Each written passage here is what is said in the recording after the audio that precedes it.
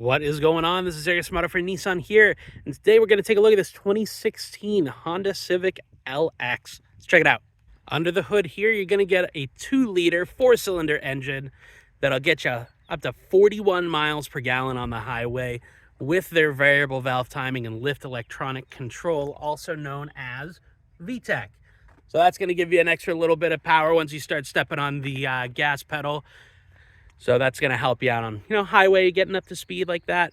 But it makes for a great driving experience. And the 41 miles per gallon is hard to beat. And you have projector headlights down here as well, giving you a nice crisp view of the road at night.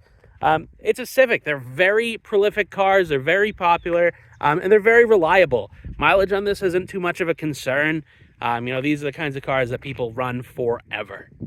Down here, you're going to see you get your steel wheels with your nice two-tone Honda hubcaps and new tires on it. Very good. Give you plenty of life left on those.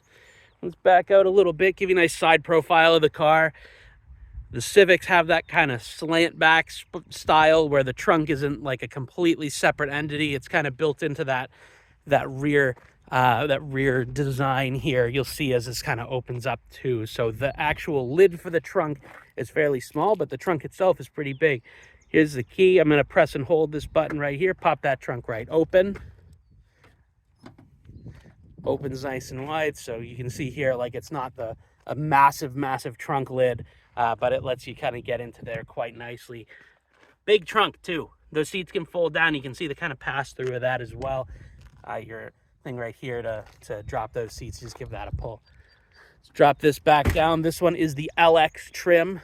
I was told that means literally exhilarating. I don't know if that's real or not.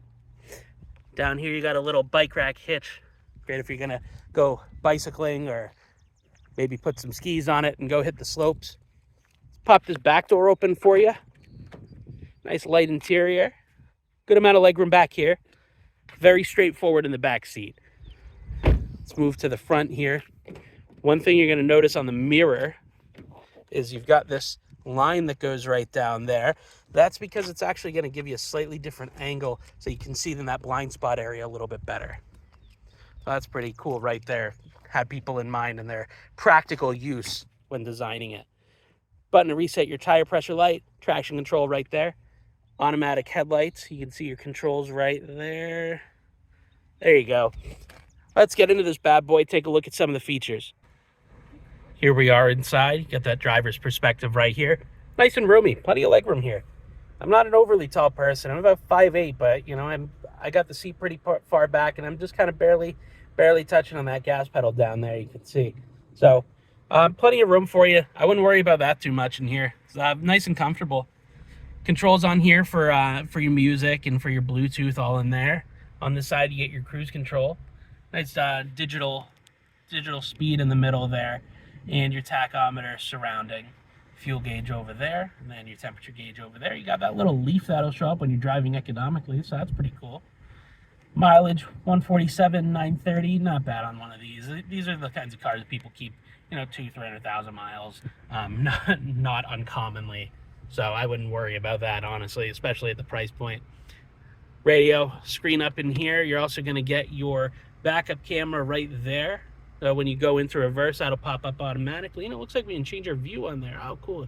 Get that nice top-down, wide angle, and kind of a standard angle. So there's your wide, standard, and then looking straight down. So if you're backing up to something, you can see before you bump into it from there. So that's pretty cool. Down low a little bit, you're going to have your fan speed and your temperature control, and then all your modes for your climate. So that's all going to be this space as opposed to your entertainment's all up there. Get some room down here for storage. You get some room down here for storage as well. Plus your USB plug-in is going to be right there. Down on your shifter, you're going to see everything. You got your drive, your sport, and then low as well. So those are all right here for you. Your eco button right there, or econ as they say. Depends on what brand. Some of us call it eco, some of us call it econ. So that button will cycle through that. Then you got your electronic parking brake. Cup holders here. This piece, actually, this is pretty cool. This whole thing, if you don't want that in there, pops out. So if you have like one of the big Stanley cups or something, you can drop that into there. Not worry about that. I'm just going to set that down for now. And then this opens up too for your access for the back portion of the storage. And that's like got a fabric cover on it as well. Move up a little bit here, you're gonna have your light controls, a nice soft yellow light so it won't blind you too bad if you need to put those on at night. Very straightforward car. Not a million things going on, but you know, keep it simple and keeps it nice and dependable. Hopefully I covered everything you wanted to see. Let us know if there's anything else you want to look at on here. Leave a comment down below. I try to get back to those as soon as possible on YouTube. Other than that, if you want to come see it in person, let us know. I'll leave contact information in the description down below. Thanks for your time. Thank you for watching. We hope to see you soon.